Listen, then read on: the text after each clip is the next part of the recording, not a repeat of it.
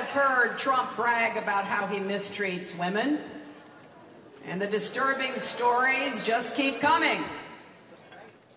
But it's more than just the way he degrades women, as horrible as that is. He has attacked immigrants, African Americans, Latinos, people with disabilities, POWs, Muslims, and our military, which he's called a disaster. There's hardly any part of America that he has not targeted. Now, it makes you want to turn off the news. It makes you want to unplug the internet or just look at cat gifs.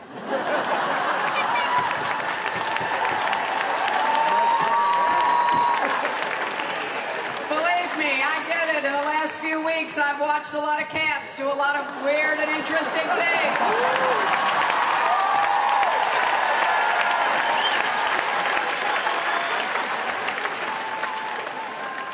But we have a job to do, and it'll be good for people and for cats. We got a job to do.